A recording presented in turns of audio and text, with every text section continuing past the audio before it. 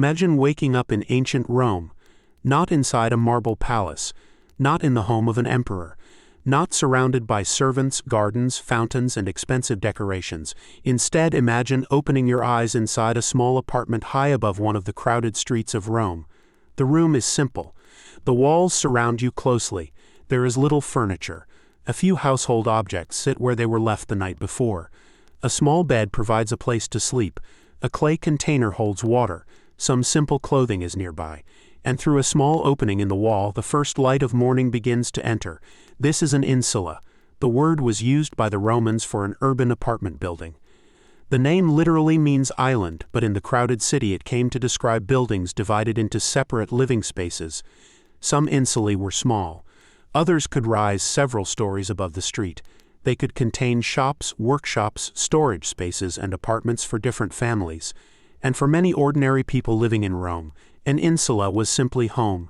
It was where they woke up, where they ate, where they kept their belongings, where they talked with their families, and where they returned at the end of a long day. To understand life in an insula, it helps to forget the Rome we usually see in movies. The Rome of enormous marble buildings is real. The temples were real, the forums were real, the monuments were real, but they were only one part of the city. Behind the grand public buildings was another Rome. A Rome of narrow streets, small shops, crowded apartment buildings, busy markets, workshops, fountains, bakeries, and thousands upon thousands of ordinary people. These were the people who made the city function, and many of them lived in buildings like the one surrounding you now. The morning begins slowly. You can hear movement somewhere outside the apartment. A neighbor is already awake. Footsteps pass along a staircase. Someone opens a wooden door. From below comes the sound of a shopkeeper preparing for the day. The city is beginning to wake. There is no electric light, no alarm clock, no modern heating system. The changing sky is enough to tell people that morning has arrived. As the sunlight becomes stronger, the small apartment begins to feel different. The darkness retreats from the corners of the room. Objects become visible. The family begins moving. Someone prepares a simple meal. Someone checks the water. Someone gathers clothing. And someone thinks about the work waiting outside. The day cannot be delayed for long. For ordinary Romans, time is connected to work. There are things that must be done before the day becomes too hot. There are customers waiting in shops.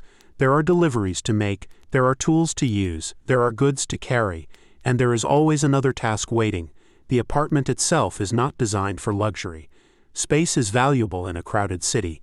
A family may have only a few rooms. The furniture is simple. A bed, perhaps a stool, storage containers, clay vessels, basic household equipment. There is no need for large amounts of furniture. Every object takes up valuable space, and every part of the apartment has to be useful. The same room might be used for several different purposes. It might be a place to prepare food, a place to eat, a place to talk, and eventually a place to sleep. Privacy is limited. The walls are close. Other families may live nearby. Sounds travel through the building. You may hear a child crying in another room. You may hear someone walking along the stairs. You may hear a conversation through a wall. And you may hear the activity of the street below. For a modern person, this would probably feel strange. We are accustomed to doors that close tightly, walls designed to block sound, private bedrooms, private bathrooms, and separate spaces for almost everything. An ancient Roman apartment could offer none of these comforts. The building was shared.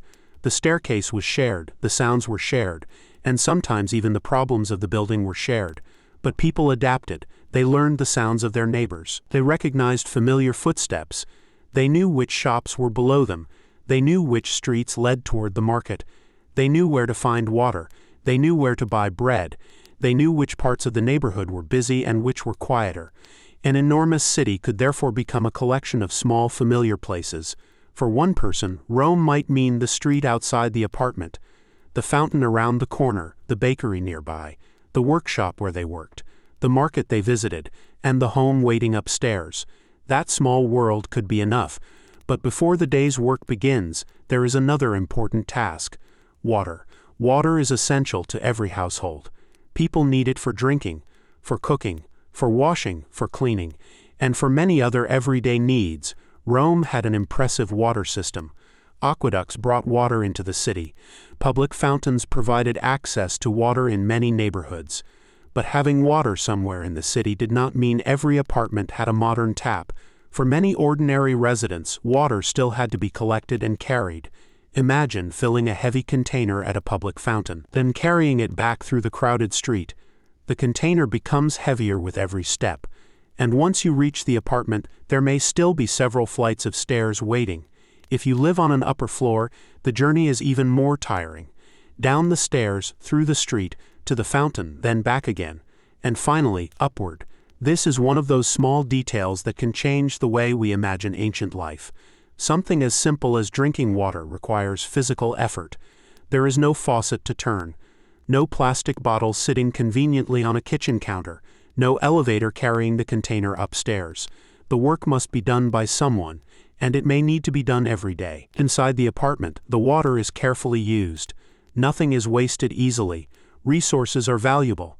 A family with limited money cannot simply replace everything when it runs out. Objects are repaired. Clothing is reused. Containers are kept as long as possible. Wooden objects are fixed. Broken items may be given another purpose. This practical attitude is visible throughout Roman daily life. The home is not filled with objects simply because they look attractive. Most things have a purpose. A clay jar stores something. A basket carries something. A wooden chest protects something. A lamp provides light. A cooking vessel prepares food. A stool provides a place to sit.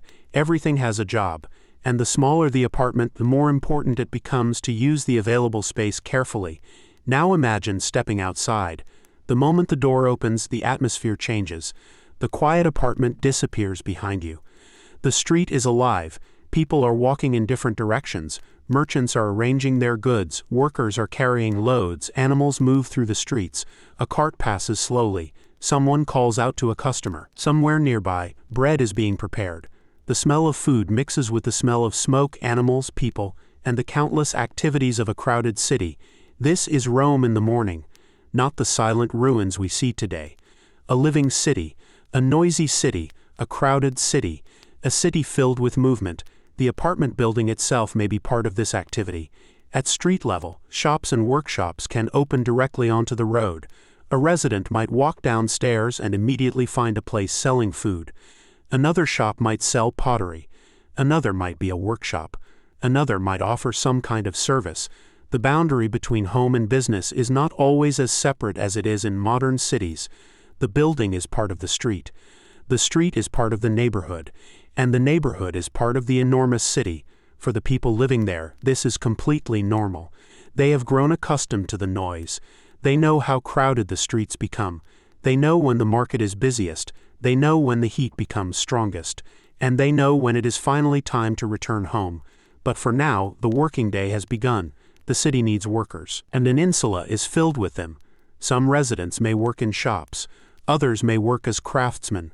Some may carry goods. Some may prepare food. Others may work in construction. Some may sell things in the markets. And some may travel farther across the city for their jobs. The work can be tiring. It can be dirty. It can be physically demanding, but work is necessary. For many ordinary families, income is closely connected to survival. A person cannot simply stop working for several days without consequences. Food costs money, rent costs money, clothing costs money, and the basic needs of a household never completely disappear. So another day begins, another day of work, another day of walking, another day of carrying, another day of buying and selling, and another day of living above the crowded streets of ancient Rome. As the morning continues, the sun rises higher, the shadows become shorter, the streets become busier, and somewhere high above the street, inside a modest apartment in an insula, the life of an ordinary Roman continues. There are no emperors here, no grand ceremonies, no marble statues, only a family, a small home, and another ordinary day in one of the greatest cities of the ancient world. And for the people living there, that ordinary day is their entire world. The morning has now fully arrived over Rome. The streets below the insula are becoming more crowded with every passing hour. The soft light of sunrise has disappeared, replaced by the stronger light of the Roman day. People are moving quickly now. Some are heading toward the markets. Others are carrying goods toward shops and workshops. A merchant is arranging his products. A craftsman is preparing his tools. A worker carries a heavy load through the street. And above all of this activity, the residents of the Insula continue with their own daily routines. For the people who live here, this is not a special day, it is simply another day in Rome. The great city depends on these ordinary routines. Every shop that opens adds something to the city's economy. Every worker who arrives at a workshop contributes something. Every person who carries food or water helps another household continue its day. Rome may be famous for its emperors and armies, but the city itself is powered by ordinary people. And many of those people live in buildings just like this one. By now, the small apartment is beginning to empty. Family members leave one by one. The person who works in a shop heads downstairs. Another resident carries something toward the market. Someone else may remain behind to take care of household tasks. The apartment becomes quieter for a while. But the building itself never becomes completely quiet. Someone is always coming or going. A neighbor climbs the stairs. Another person opens a door. A child moves through the hallway. The sounds continue throughout the day. Living in an insula means accepting that the building is always alive. You are surrounded by other people's routines. You know when someone wakes. You know when someone returns. You may hear a conversation without ever seeing the people speaking. You may recognize a neighbor simply by their footsteps. And sometimes you may wish the walls were a little thicker. But this closeness can also create a sense of community. People living nearby can become familiar faces. A neighbor might know your family. A shopkeeper might recognize you. A craftsman might know where you live. In a large city where millions of lives overlap, these small connections can make a neighborhood feel more personal. Outside, the streets become even busier. Rome is now fully awake. The market is one of the busiest places to be. People come looking for food. Merchants wait for customers. Fresh produce is arranged in baskets. Bread is displayed. Fish, meat, olives, fruit, grains, and many other foods can be found throughout the city's markets and food stalls. The variety depends on the neighborhood and the wealth of the people shopping there. A wealthy family can afford more expensive foods. An ordinary family must pay closer attention to prices. For a poor household, every purchase matters. A little extra money spent today might mean less food tomorrow. So shopping is not always a simple pleasure. It is a calculation. What can we afford? What do we need? How much food should we buy? Can we buy something special today? Or should we choose the cheaper option? These questions would have been familiar to ordinary people in Rome. The city may be ancient, but the basic problem of managing a household budget is surprisingly familiar. Food also has to be carried home. Imagine buying several items in the market and then walking back through crowded streets. Perhaps there is a basket on your arm. Perhaps a container is being carried carefully. And once you reach the insula, the stairs are waiting. If your apartment is high above the street, the journey continues upward, step by step, floor by floor, until finally you reach home. This is one reason why living on a lower floor could be more convenient. The higher you lived, the more effort was required for simple activities. Going home after work was not always relaxing. Sometimes it meant climbing several flights of stairs while carrying food, water, or other supplies. And the stairs themselves could be narrow. There is no elevator. There is no mechanical assistance, only your own legs. For a healthy person, this is manageable. But for someone who is sick, elderly, injured, or carrying a heavy load, the climb could be difficult. This is one of the hidden physical costs of ancient urban life. The city may have been full of impressive engineering, but everyday life still required enormous physical effort. Even after reaching the apartment, the work is not finished. Food must be prepared, water must be stored, clothing may need to be repaired, the room may need cleaning. Children need attention, and tomorrow's work must eventually be considered. A household never completely stops. The tasks simply change. During the morning, people may be outside. During the afternoon, the home may become a place of shade and rest. In the evening, it becomes the center of family life. And at night, it becomes a sleeping place. The same small rooms have to support all of these activities. This is why organization matters. There is limited space. A large family cannot simply spread its possessions everywhere. Objects need to be placed carefully. Food needs to be stored, clothing needs to be kept somewhere dry, cooking equipment needs to be available, and sleeping space needs to be arranged. The apartment is not simply a place to live. It is the family's entire private world, For people accustomed to large modern houses, this may sound uncomfortable, but ancient people were used to different standards. A small space could still feel like home. A family could create familiarity through simple things. A familiar blanket, a cooking vessel, a wooden chest, a favorite stool. A small household object passed from one generation to another. These things may seem insignificant to us. But when possessions are limited, individual objects can become meaningful. The sounds of the city continue outside. From the apartment you might hear carts passing along the street, the movement of animals, people talking, a merchant calling out, a craftsman's tools, perhaps the sound of someone arguing, perhaps laughter, perhaps a child playing. Rome is not a silent city, it is a city of constant human activity. Even when you close the door, the world outside remains close. This can make sleeping difficult, it can make concentration difficult, and it can make private conversations less private. But it is also part of what makes city life possible. People live close together because space is limited. Businesses operate close to homes. Markets are nearby. Workplaces are nearby. Public fountains are nearby. And important streets connect one neighborhood to another. The advantage is convenience. The disadvantage is crowding. An insula therefore represents both sides of Roman urban life. It gives people a place to live in the heart of the city, but it also places them inside the noise, heat, smells, dangers, and crowded conditions of that city. During the middle of the day, the heat becomes stronger. The stone streets absorb sunlight. Walls become warm, and small rooms can become uncomfortable. For people living in upper floors, the heat may be particularly difficult. There is no modern air conditioning, no electric fan, no refrigerated room. The available solutions are simple. Open an opening to allow air to move. Find shade, drink water, spend time outside when possible, and wait for the hottest part of the day to pass. This is another reason public spaces are important. People do not necessarily spend every hour inside their apartments. They may visit the market, go to the baths, meet friends, work in a shop, sit in a shaded area, or simply walk through the streets. The city itself provides much of the space people need. An apartment can be small because life does not happen entirely inside the home. This is an important difference between ancient and modern urban life. Today, many activities can happen privately inside a home. Ancient Romans often used the city itself as part of their daily living space.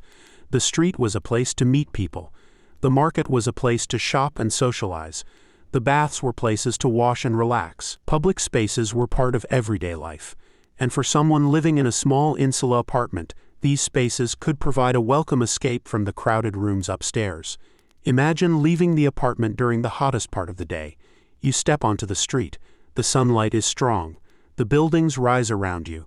People move through the narrow roads. Some areas are crowded, others are quieter. You walk toward a public fountain. There are already people there. Someone fills a container. Another person waits. A child stands nearby. People talk while they work. Even collecting water can become a social moment. This is how daily life often works. Tasks that seem boring can also bring people together. People meet because they have to perform the same ordinary activities. They exchange news. They ask questions. They hear rumors. They learn what is happening in the neighborhood. In a world without modern communication technology, information travels through people. A conversation at a fountain can spread news faster than you might expect. A merchant may know what is happening in another part of the city. A neighbor may have heard about an event. A traveler may bring news from somewhere far away. The city is connected by voices, and the insula is one of the places where those voices come together. As the afternoon slowly begins to pass, the strongest heat finally starts to weaken. Shadows become longer. The streets remain busy, but the atmosphere changes. Workers begin thinking about the end of the day. Shopkeepers continue serving customers. Some people are already heading home. Others still have hours of work ahead. For the residents of the insula, evening is approaching. Soon, the same crowded building that was partially empty in the morning will begin filling again. Doors will open, footsteps will return. Families will gather, food will be prepared, and the small apartments will become homes once more. The city outside will slowly change from the Rome of work into the Rome of evening. But before the day is finished, there is still more to understand about life inside this crowded building. Because an insula was not simply small, it could also be unpredictable. The building itself could have problems. Repairs might be needed. Water could become difficult to obtain. Noise could continue late into the night. And one of the greatest fears of all would always remain somewhere in the background: fire. In a crowded city filled with cooking flames, oil lamps, workshops, and closely packed buildings, fire could become extremely dangerous. For the people living inside an insula, this was not just a distant historical fact, it was part of the reality of urban life. And as evening approaches with lamps beginning to appear in windows and doorways, the residents of our insula prepare for another night above the streets of Rome. They have worked, they have walked, they have carried water, they have bought food, they have climbed stairs, and now, finally, they can begin to rest. But the night is only beginning. The evening has finally arrived over ancient Rome. The bright heat of the afternoon is beginning to disappear. The streets are still active, but the character of the city is changing. People who spent the day working are now beginning to return home. A merchant closes his stall. A craftsman puts away his tools. A worker carries the last of his belongings through the crowded street. And above them, the residents of the insula begin returning to their apartments. For the people who live here, evening is one of the most important parts of the day. It is the time when work begins to disappear into the background. The family becomes more important. The small apartment becomes a place of rest again. But getting home is not always as simple as it sounds. The streets can still be crowded. People are returning from markets and workshops. Animals are being moved through the streets. Carts continue passing. Voices come from shops and doorways. And somewhere nearby, food is being prepared. Rome does not suddenly become quiet when the sun begins to set. Instead, the city slowly changes its rhythm. The movement becomes slower. The light becomes softer. The shadows become longer. And the sounds of the streets begin to blend together. A resident finally reaches the entrance of the insula. The familiar doorway appears ahead. After a long day outside, even this simple entrance can feel comforting. Inside, the building is already becoming busy again. Neighbors are returning. Doors open. Footsteps move across the floors. Someone calls to a family member. Someone carries food upstairs. Someone else is looking for a missing object. The building seems to wake again, but this time it is waking for the night. The stairs become especially important during these hours. People move up and down carrying the things they need. A person returning from the market may have a basket of food. Another may be carrying water. Someone may be bringing home something purchased during the day. Every journey upward requires effort. The higher the apartment, the longer the climb. For a young and healthy person, the stairs are simply part of life. After years of living in the building, they may barely think about them. But for someone who is tired, carrying a heavy load, or caring for a small child, the climb is different. It reminds you that even reaching your own home can require physical work. Eventually, the family reaches its apartment. The door closes. For a moment, the noise of the staircase becomes quieter. Inside, the small room begins to feel different from the street. There is a sense of separation, not complete privacy, but enough to create the feeling that the day outside is finally ending. The family begins preparing the evening meal.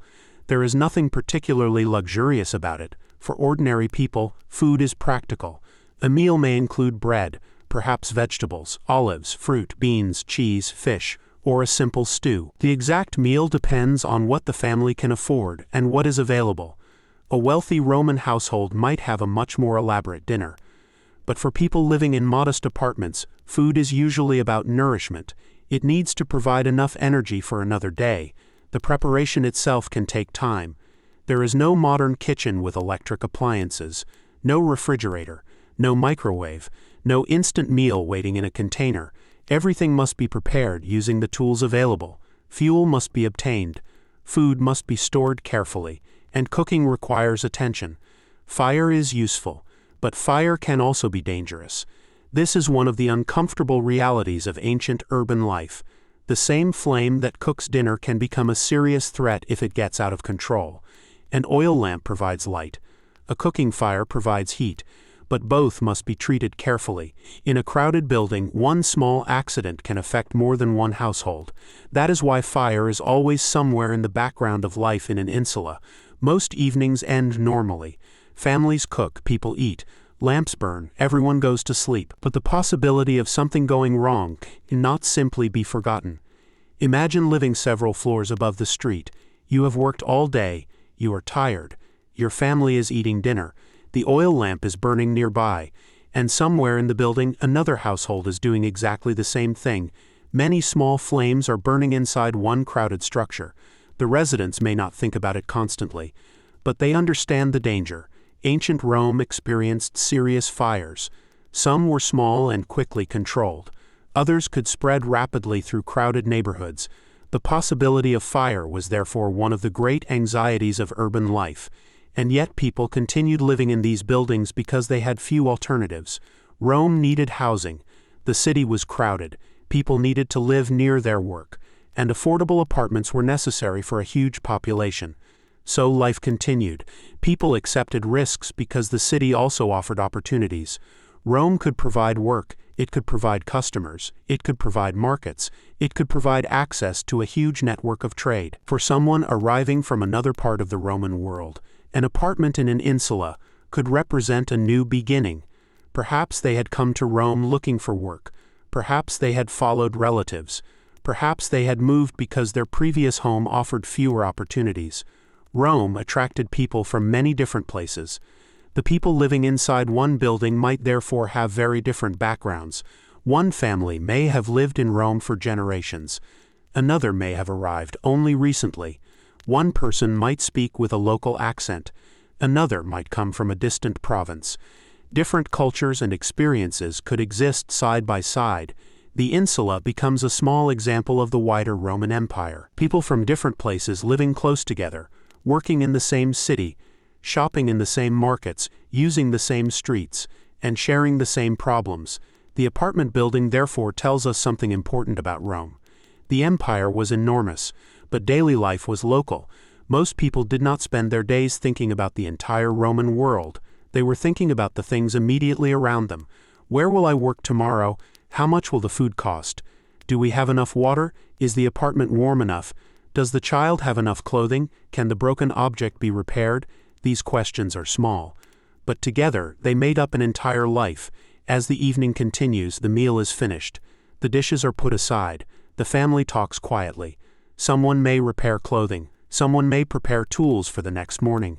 A child may become sleepy.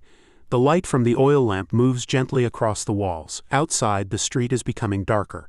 The daytime crowd has disappeared. The market is closed. Many shops are shut. The sounds are softer now, but Rome is not completely silent. There are still people outside. Some are returning home late. Others have work that continues after dark. The city never completely stops. This is another difference between Rome and the quiet image we sometimes imagine when looking at ancient ruins. The ruins are silent today, but the living city was not. It was filled with voices. The sound of feet on stone, the sound of carts, the sound of animals, the sound of doors, the sound of conversations, the sound of tools, and the occasional sound of arguments.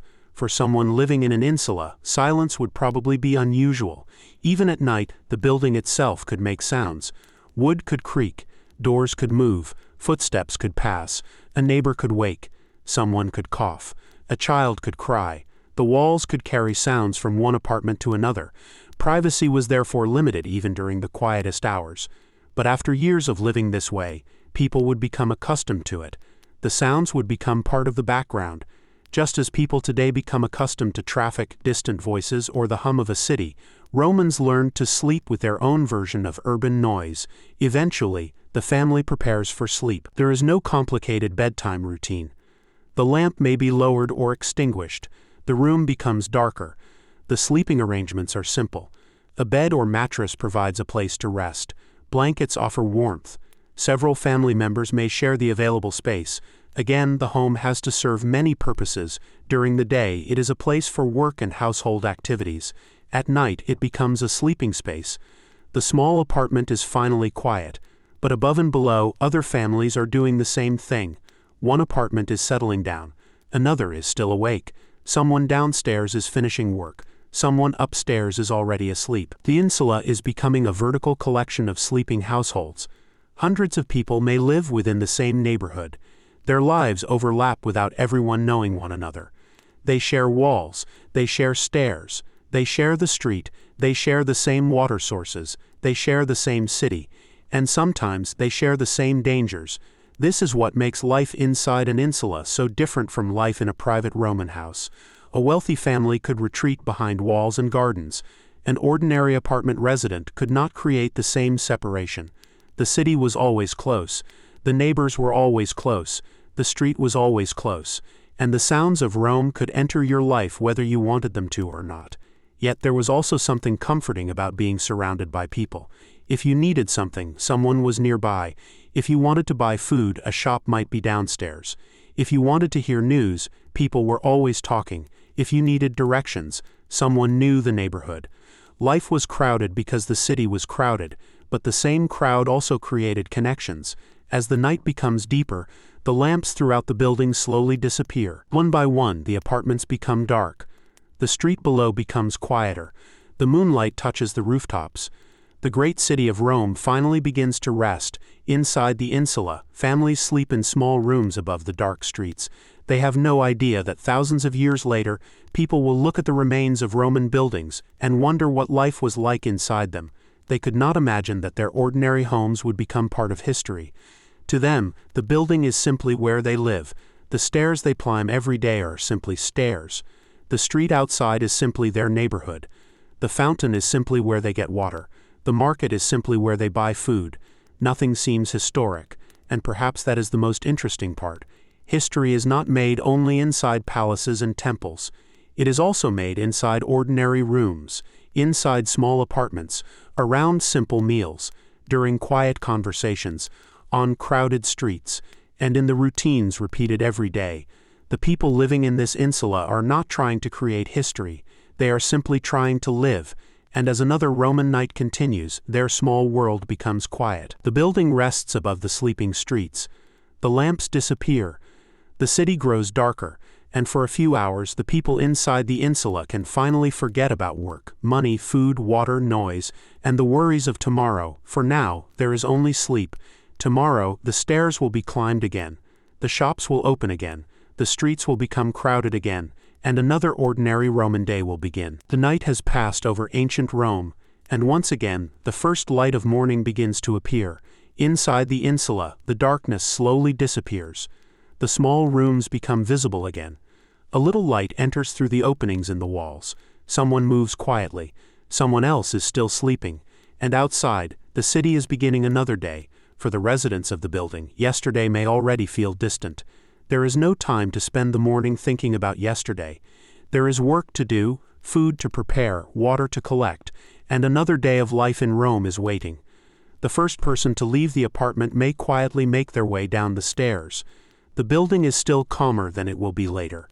But even now, there are signs that the city is waking. A door opens below. A shopkeeper begins preparing the day's work. A few footsteps pass through the street. The smell of bread begins to spread from somewhere nearby. For a person living in an insula, these familiar sounds can almost serve as a natural clock. The city itself tells you that morning has arrived. There is something important about living in a place like this. You are never completely separated from the life of the city.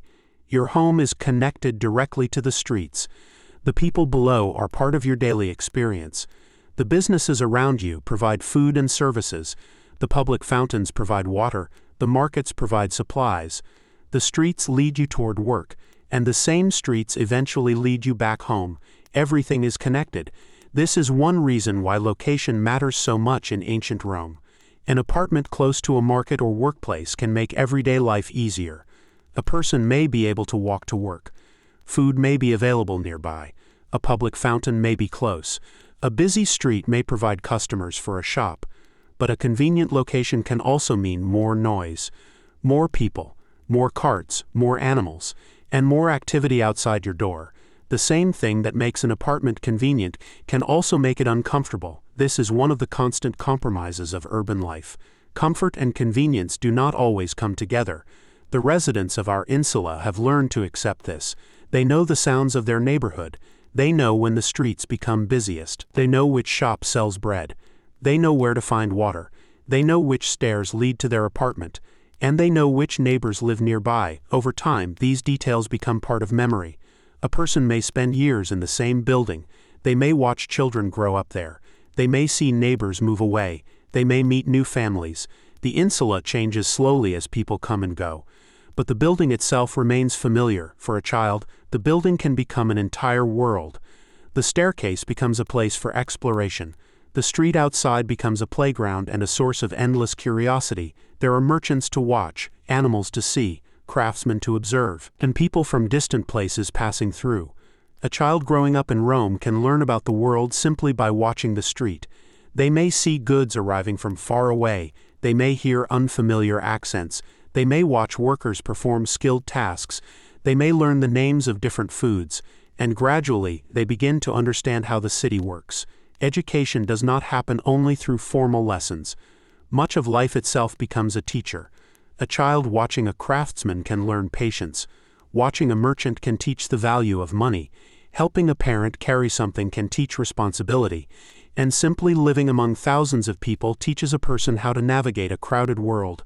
But childhood in an insula is not necessarily easy. The building may be crowded. The stairs may be dangerous for small children. The streets outside can be busy. Animals and carts move through narrow spaces, and parents have to pay attention. A moment of carelessness can lead to trouble. For adults, the city presents its own challenges. Work is uncertain for some people. Income may change. Prices may rise. A family may suddenly need to spend money on something unexpected. A broken tool can mean lost work. An illness can prevent someone from earning.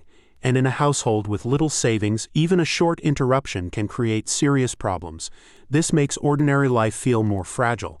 People cannot always plan far into the future. They focus on what needs to be done now: get food, find work, pay for necessities, protect the family, and hope tomorrow is manageable. The wealthy can often protect themselves from some of these problems. Money can provide better housing, more food, more servants, more space, and more opportunities to recover from unexpected difficulties. But for an ordinary resident of an insula, there may be little room for mistakes. This is one reason practical skills are so valuable. Knowing how to repair something can save money. Knowing how to prepare food efficiently can reduce waste. Knowing where to find affordable goods can help a family survive. Knowing the neighborhood can save time. Small pieces of knowledge can have real value. The city rewards people who understand how it works, and the people who live here every day become experts in their own neighborhoods. They know when the market is busiest. They know which streets are easier to walk through. They know where to find particular goods. They know which public spaces are crowded. They know where the fountains are. They know which neighbors can be trusted. And they know where home is. Home may be small. It may not be luxurious. But familiarity gives it value. The same walls surround the family every night. The same objects sit in the same places. The same staircase leads to the same doorway. After spending hours in the enormous city, returning to that small room can feel comforting, even if the apartment is cramped, even if the street is noisy, even if the building has problems, it is still home. As the morning moves toward midday, the city becomes busy again. The streets fill with movement, the sounds rise, shops become active, markets become crowded, people stop to talk, workers hurry toward their destinations. The residents of the insula become part of this movement. Some leave for work, some remain nearby, some visit markets, others may work directly below their homes. The boundary between home and work is often very close. A person can live above a shop and spend much of their day just a few steps from their front door. This can save time, but it can also mean that work never feels very far away. The sounds of the workshop can travel upstairs. The smell of food can rise from below. Customers may stand outside the building. The family may hear business conversations during the day. The building is therefore not simply residential. It is a mixture of private and public life. People live above the street. The street enters their daily experience, and the city becomes part of their home. By midday, the heat begins to build. The sun is now high above Rome. Stone walls and streets absorb the warmth. For residents of upper floors, the apartment can become uncomfortable. There is no modern cooling system. The family has to find simple ways to deal with the heat. Windows and openings can allow air to move. Shaded areas can provide temporary relief. Water becomes even more important. And sometimes the best solution is simply to spend time outside. Public spaces can therefore become valuable places of escape. A person can leave the apartment and find shade somewhere nearby. They can sit with others. They can visit a bath. They can walk through a cooler part of the city. They can simply get away from the small room for a while. This is another reason Rome's public life is so important. The city is not only a collection of buildings, it is a collection of shared spaces. People live inside small homes but spend much of their lives outside them. They meet in markets, they work in workshops, they visit fountains, they walk through streets, they gather in public places, and they build relationships through these repeated encounters. For a person living in a small apartment, the city itself provides space that the home cannot. This is one of the great strengths of urban life, but it is also one of its greatest weaknesses. The more people live close together, the more easily problems can spread. Noise spreads, illness can spread, fire can spread, crowding creates risks, and when thousands of people live close together, even a small problem can become a large one. The residents of an insula, therefore, live with a mixture of convenience and uncertainty. They have access to the opportunities of Rome. They are close to markets and work. They are surrounded by people. But they also face the disadvantages of crowded urban life. This balance is something that has existed in cities for thousands of years, and perhaps that is why the Roman insula feels strangely familiar. The technology is different, the clothing is different, the buildings are different, but the basic experience of city life is recognizable. People want affordable housing, they want to live near work, they want access to food and water, they want safety, they want some privacy, and they want a comfortable place to return to after a long day. The Roman insula could provide some of these things, but never all of them at once, and that is what made life inside it so complicated. As the afternoon begins, the streets continue moving. The residents of the building continue their work. The city continues producing, buying, selling, carrying, and repairing, and high above the street the small apartment remains waiting. Soon the workers will return. Soon the family will gather. Soon the sounds of the evening will begin. And once again the insula will become a home filled with voices, food, lamps, and tired people preparing for another night. For now, however, the Roman day continues, and the ordinary life of the people living inside this crowded building goes on. The afternoon is slowly coming to an end. The strongest heat of the day has begun to fade, and the streets of Rome are changing once again. People who have been working since morning are beginning to think about returning home. The markets are still active, but the busiest part of the day is passing. Merchants begin checking what they have sold. Workers gather their tools, shopkeepers prepare for the evening, and throughout the neighborhood, people begin moving back toward their homes. For the residents of the insula, this means another journey up the familiar stairs. The same stairs they climbed yesterday. The same stairs they will climb tomorrow. For someone living on the upper floors, this journey is part of everyday life. There is no elevator waiting at the bottom. There is no easy shortcut. There are simply steps, one after another. A tired worker climbs slowly. A child follows a parent. Someone carries a basket. Someone else carries a container of water. The building becomes increasingly busy as families return. The quietness of the afternoon disappears. Doors open, voices rise, footsteps echo. The insula begins filling with the people who call it home. Inside each apartment, a slightly different evening is beginning. One family may be preparing food. Another may be repairing clothing. Someone may be counting money from the day's work. Someone may be preparing tools for tomorrow. Another person may simply be sitting quietly after a long day. The building contains many different lives. From the outside, it looks like one structure, but inside it is divided into many small worlds. Each family has its own worries, its own routines, its own memories, and its own hopes for the future. This is one of the most interesting things about an ancient apartment building. The people living there are physically close, but their lives can still be very different. A shopkeeper may have a slightly better income than a laborer. A skilled craftsman may have more stability than someone who depends on occasional work. A larger family may struggle more with food and space. A person living alone may have fewer household responsibilities. The building brings them together, but it does not make their lives equal. Wealth matters. The difference between a comfortable apartment and a poor one can be significant. Some residents may have better rooms. Some may have more space. Some may live closer to the street. Others may be higher up. Some apartments may have better access to light and air. Others may be darker and more difficult to live in. This means that the word insula does not describe one single type of home. Roman apartment buildings could vary considerably. Some were poorly built or badly maintained. Others could be more substantial. The experience of living in one depended on the building, the neighborhood, the apartment, and the person's financial situation. Still, for ordinary residents, space remained precious. A family cannot simply add another room when a child is born. There is no easy way to expand the apartment. People must adapt to the space they have. A new child means another sleeping arrangement.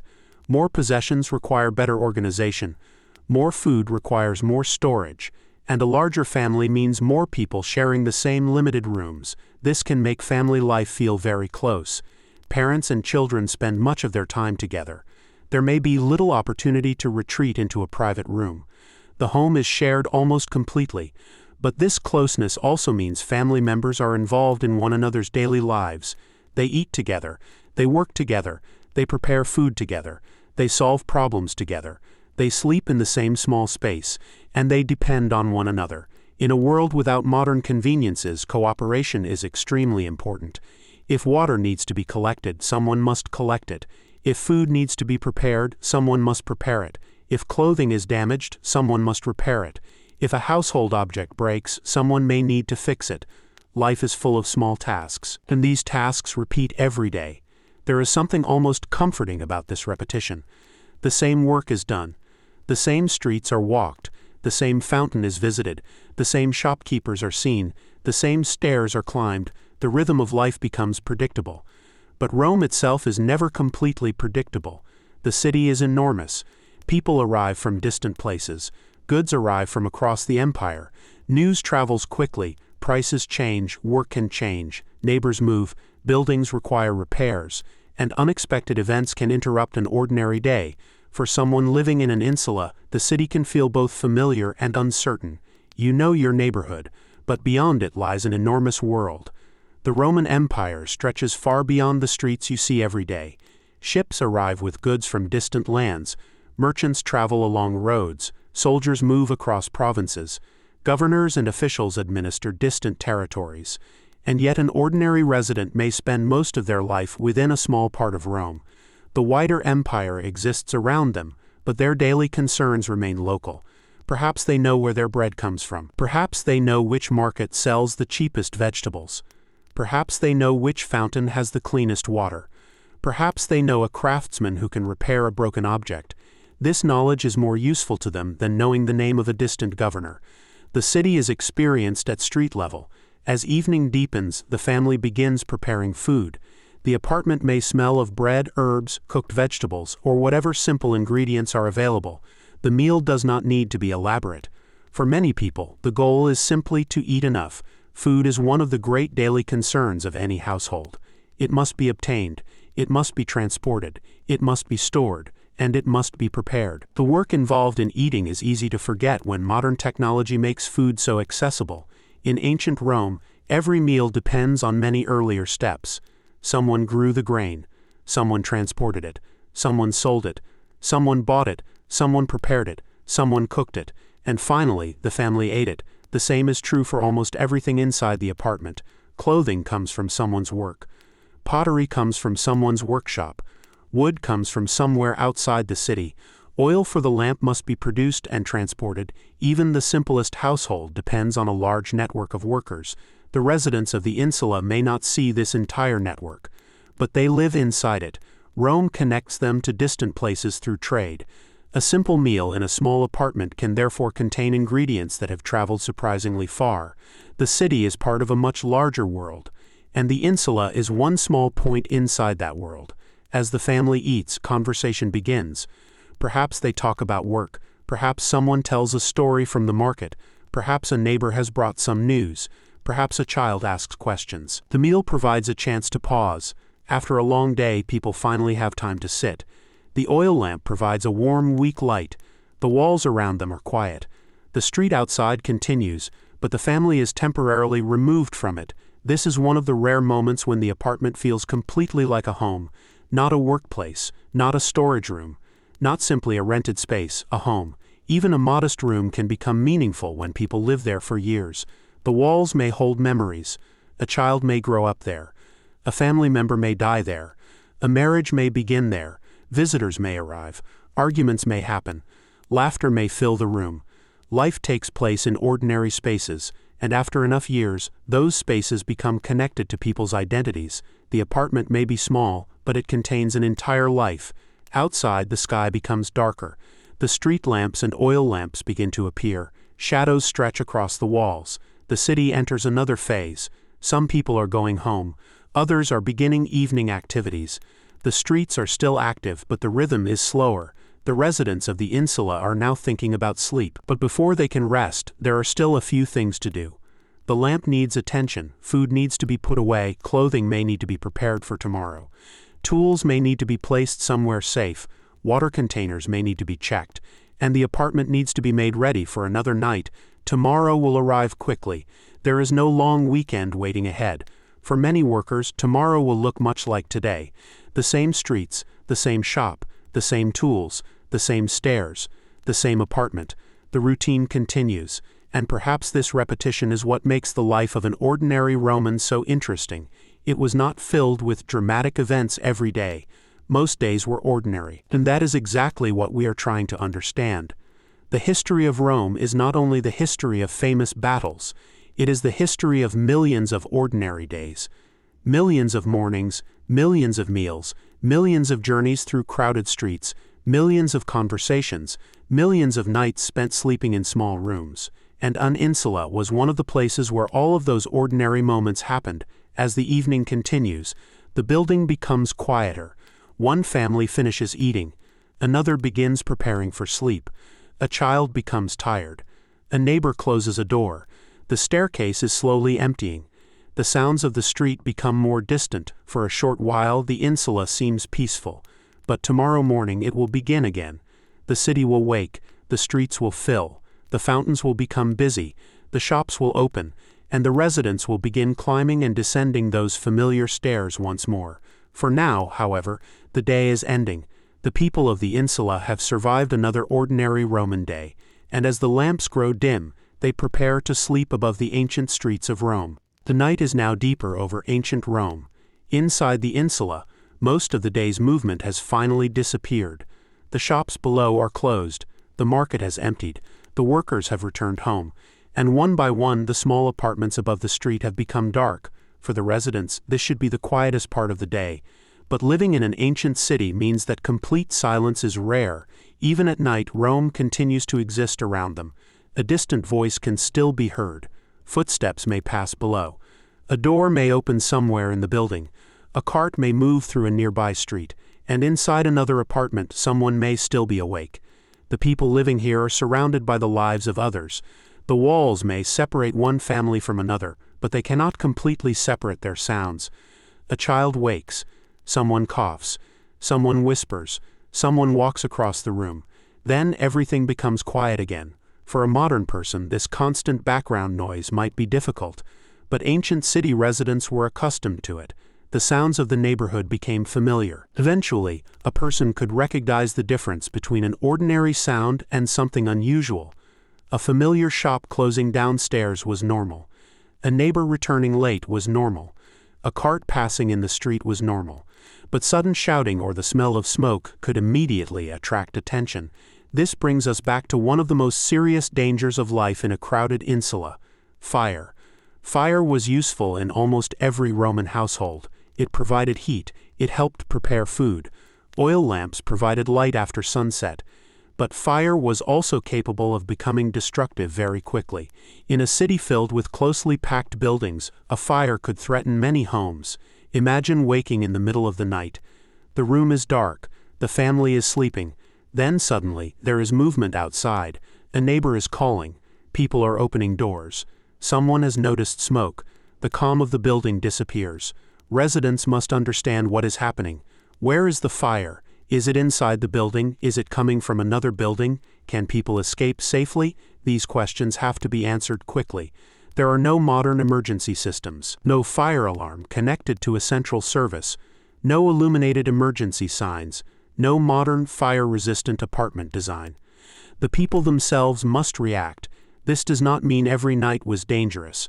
Most nights were completely ordinary. Most families went to sleep and woke up safely. But the possibility of fire was one of the risks that came with dense urban living. And this risk was accepted because the city offered something valuable. Rome offered opportunity. There were customers, there were jobs, there were markets, there were workshops, there were public services, there were people arriving from across the empire. For someone trying to make a living, being close to all of this could be worth the disadvantages. This is an important part of understanding ancient urban life. People do not always choose a home because it is perfect. They choose it because it works. An apartment may be small, the stairs may be inconvenient, the building may be noisy, the street may be crowded. But if the rent is manageable and the workplace is nearby, the apartment may still be a sensible choice. The same decisions are made in cities today. People balance price against location, space against convenience, privacy against access. The Roman resident simply makes these decisions without modern technology. No online property listings, no detailed floor plans, no modern contracts explaining every feature. Housing is found through the systems available in the ancient city, and once a person finds a place, they make the best of it. The experience of living in an insula also depends on the people around you. A good neighbor can make life easier. A difficult neighbor can make it harder. Imagine living beside someone who makes noise late at night, or someone who constantly argues, or someone who leaves things in the shared staircase. Or imagine living beside a friendly family, someone who watches your child for a moment, someone who shares information about the market, someone who helps when something goes wrong. The difference can be enormous. Because the building is shared, relationships matter. People cannot simply avoid their neighbors forever. They meet them on the stairs. They see them near the entrance. They hear them through the walls. They may encounter them at the fountain. The insula creates repeated contact, and repeated contact creates familiarity. Some relationships may become friendships, others may remain distant, some may become difficult, but almost everyone becomes part of the same small social environment. Now imagine the morning after a long night. The sun begins to rise again. The building slowly becomes active. A door opens. A family begins preparing food. Someone carries a container downstairs. The street begins filling, and the cycle starts again. This repetition is at the heart of Roman urban life: morning, work, food, water, markets, heat, evening, sleep, and then morning again. The same rhythm repeats across weeks and months. For us, this can seem surprisingly ordinary. But that is exactly why it matters. History often focuses on unusual moments: wars, political changes, great fires, famous rulers, major buildings. But ordinary life is what most people actually experienced. For every emperor giving an order, thousands of people were waking up and preparing breakfast. For every soldier marching into battle, countless workers were opening shops. For every monumental temple, there were families living in small apartments nearby. The city could not exist without them. The people living in Insula were part of Rome's enormous economic machine. They made things, they sold things, they carried things, they repaired things, they cooked, they cleaned, they transported goods, they provided services. Their work supported everyone else. Even wealthy Romans depended on the labor of ordinary people. A city of this size could not survive on monuments alone. It needed food, it needed water, it needed clothing, it needed tools, it needed construction workers, it needed merchants, it needed transport, and it needed people willing to do all of these jobs. The insula was therefore closely connected to the economic life of Rome. A small apartment could be home to someone whose work affected hundreds of other people. A baker might feed a neighborhood. A craftsman might produce objects used across the city. A shopkeeper might connect customers with goods arriving from distant places. A laborer might help build another part of Rome. The individual apartment may be small, but the life happening inside it can connect to the entire city. And beyond the city lies the Roman Empire. Goods arrive from distant provinces. Grain comes from agricultural regions. Oil and wine travel along trade routes. Pottery moves between communities. Spices and luxury products reach wealthy customers. Ships enter the ports. Caravans and wagons carry goods overland. The people inside the insula may never see the places where these products originated, but they still depend on the enormous network. A simple meal can therefore connect a small Roman apartment to a much larger world. This is one of the great contradictions of ancient city life. A person can live in a tiny room and still be part of an enormous global system. The apartment feels small, the city feels huge, and beyond the city is an empire stretching across vast distances, yet the daily concerns remain simple. Where is dinner? Where is the water? Where is the work? How much money is left? When can I rest? Will tomorrow be better? These questions have no easy answers, but people continue asking them. The residents of the Insula are not thinking about how future generations will judge their lives. They are simply living. They do not know that one day, archaeologists will study the remains of Roman apartment buildings. They do not know that historians will debate how people lived inside them. They do not know that thousands of years later, people will look at the ruins and imagine these streets filled with life. To them, there is nothing extraordinary about the building. It is simply home. The staircase is simply the staircase. The fountain is simply the fountain. The market is simply the market. And the street is simply the street they know. This is perhaps the most human part of the story. People rarely feel that they are living through history. They feel that they are living through another Tuesday, another morning, another afternoon, another evening, another night. The extraordinary importance of their lives is visible only much later. As another evening arrives, the same apartment becomes quiet again. The family sits together. The lamp burns softly. The day's work is finished. Outside, Rome continues moving. But inside there is finally a moment of peace. The small room may not be luxurious. It may not be spacious. It may not be particularly comfortable. But it contains familiar faces, familiar objects, and the feeling of being home. That may have been enough. For thousands of ordinary Romans, life was not about luxury. It was about stability, a place to sleep, enough food, a source of work, people they could depend on, and the hope that tomorrow would be manageable. The Insula could not guarantee any of these things, but it provided a place from which people could build their lives, and so the building continues to stand above the Roman street, night after night, morning after morning. Families come and go, children grow older, workers change jobs, shopkeepers open and close their businesses, neighbors become friends, others disappear, and the city continues around them. The Insula is never completely still. It changes with every generation. But for a moment, during the quietest part of the night, it seems almost peaceful. The streets below are dark, the lamps are fading, the families are asleep, and the great city of Rome is resting. Tomorrow, the stairs will be climbed again. The fountain will become busy again. The market will open again. The workers will return again. And another ordinary day will begin. For now, however, the people inside the Insula are asleep. Above them is the night sky. Around them are thousands of other sleeping Romans, and beneath them are the streets of one of the greatest cities the ancient world had ever known. The city is enormous. Their apartment is tiny, but inside that tiny apartment is an entire human life. And that is what makes the Roman Insula worth remembering. The morning returns once again to ancient Rome. Soft light begins to spread across the rooftops. Inside the Insula, another day is beginning.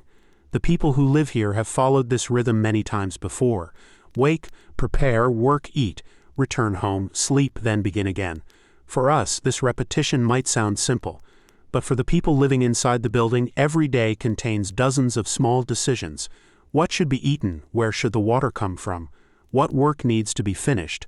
How much money is available? What needs repairing? And what can wait until tomorrow? These decisions shape everyday life. The residents of the Insula do not have large private spaces where they can store everything they might need. They have to live carefully. Food must be protected. Water must be kept in containers. Clothing must be looked after. Tools must be kept in usable condition. And household objects must be repaired whenever possible. Repairing something is often easier than replacing it. A broken container may be fixed. A piece of clothing may be patched. A wooden object may be repaired. A tool may be sharpened and used again. This practical approach is necessary because every possession has value. For a household with limited income, losing something useful can be expensive. The apartment itself also needs care. Walls may need attention. Doors may need repairs. The staircase must remain usable. Shared parts of the building can become problems if they are not maintained. And this raises another important question. Who is responsible for the building? An insula can contain many different households. The people living there may rent their apartments. The owner may not live inside the building. Maintenance can therefore become complicated. A problem in one part of the building may affect many people. A damaged roof can create problems for everyone below. A blocked passage can inconvenience many residents. A leak can affect another apartment. In a crowded building, one household's problem can quickly become another household's problem. This is another reason relationships between neighbors matter. People have to share the same environment. They cannot simply walk away from every inconvenience. If the staircase is damaged, everyone uses it. If the entrance is crowded, everyone notices. If a problem appears in the building, many people may be affected. The insula therefore creates a kind of shared responsibility, even when people have very different lives. Imagine two neighbors meeting on the stairs. They may exchange a few words. Perhaps one asks about a shop. Perhaps another mentions a problem with water. Perhaps they talk about a family member. These conversations may seem small, but repeated conversations create relationships. The building becomes more than a collection of apartments. It becomes a community, not necessarily a perfect community. People can argue, they can disagree, they can dislike one another, but they still share the same space, and that is one of the unavoidable realities of apartment living. Ancient Rome was already dealing with the advantages and disadvantages of dense urban housing. There is another side to this crowded environment. The building can also provide economic opportunities. A shop on the ground floor can attract customers. A workshop can operate close to homes. A resident may be able to work only a short distance from where they sleep. For someone who has to walk everywhere, this can be extremely valuable. There are no modern buses waiting outside. No underground railway carrying workers across the city in minutes. No private car for most ordinary residents. Walking is one of the main ways people move. So living close to work can save a great deal of time. A person may wake up, eat a simple breakfast, walk downstairs, and begin working. At the end of the day, they can return home without traveling far. The neighborhood becomes a complete daily world. Home, work, food, water. Friends, markets, everything is connected. This also explains why crowded neighborhoods can become economically important. When many people live close together, businesses have customers nearby. A food seller does not need every customer to travel across Rome. The people living around the shop can provide regular business. A craftsman can find customers in the neighborhood. A baker can sell bread every day. A merchant can depend on familiar faces. The same crowd that makes the city noisy also makes business possible. This is one of the great strengths of urban life. People create demand simply by living close together. And Rome has an enormous population. That means an enormous number of customers, an enormous number of workers, and an enormous number of small businesses. The streets become filled with economic activity. From the apartment window, a resident might see this activity every day. The same shopkeeper opening the same door, the same baker preparing bread, the same workers passing in the morning, the same customers returning later, the same animals moving through the street. The scene changes constantly, but it also repeats. This repetition creates familiarity. A person can know their street extremely well without knowing much about the rest of Rome. They may recognize faces but not names. They may know which shops are reliable. They may know where to find a particular product. They may know where to avoid crowds. They may know which streets are easier to walk through. Urban knowledge becomes part of survival. The city is too large to know completely, so people build mental maps of the areas that matter to them. Home is one point, work is another, the market is another, the fountain is another, perhaps a bath or public gathering place is another. These points form a personal version of Rome. For one person, Rome may be only a handful of streets. For another, it may be half the city. For a merchant, it may extend much farther. But nobody experiences the entire city in exactly the same way. This is something we can still understand today. A huge city is always experienced through small neighborhoods. The Roman version was simply more dependent on walking. As the day becomes hotter, people adjust their routines. Some work continues. Some people seek shade. Others remain inside. The apartment can become quieter during the hottest hours. The walls may protect against direct sunlight, but upper floors can still become warm. Without modern cooling, people rely on simple methods: air movement, shade, water, and patience. Heat is simply part of the Roman summer. People learn to live with it. The same is true of winter. Cold weather creates different problems. A small room may need warmth. fuel must be obtained, clothing must provide protection. People may spend more time together in warmer parts of the building. The seasons therefore affect the rhythm of the apartment. Summer changes the way people sleep. Winter changes the way they dress. Rain affects the streets, and storms can create problems for buildings. The people living inside the insula must respond to the environment. There is no central system controlling the temperature. Nature remains directly connected to daily life. This can make the ancient city feel much more physical.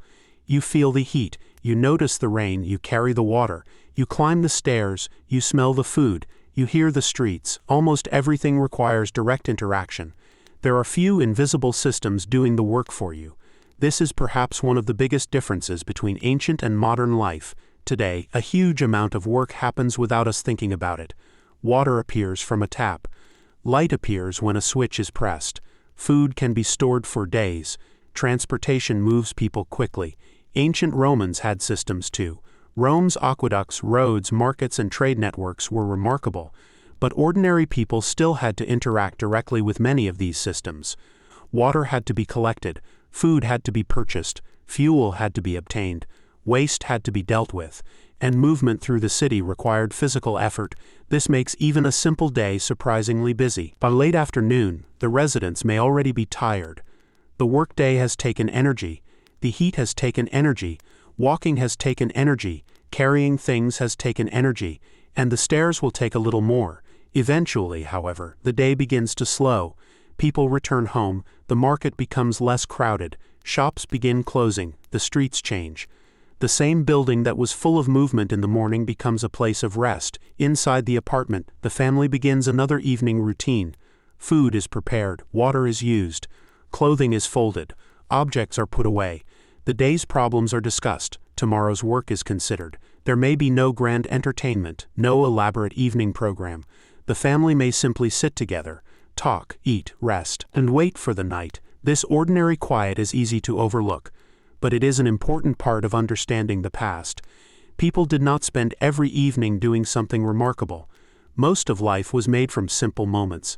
A meal, a conversation, a tired body, a small room, a lamp, and the expectation of another morning. As the night approaches, the apartment becomes darker. The oil lamp provides a small circle of light. Outside, the street is changing again. The noise becomes softer. The building settles. The residents prepare to sleep. Another day has passed. Nothing extraordinary happened. And yet this is exactly what makes the day valuable to history. Because millions of ordinary days like this created the Roman world. Not one emperor, not one battle, not one monument, but millions of people waking, working, eating, talking, repairing, carrying, walking, and sleeping. The Insula was where many of those lives unfolded. And above the streets of Rome, another family closes its eyes. The city continues beyond the walls, but inside this small apartment the day is finished. For now there is nothing left to do, only rest and wait for morning.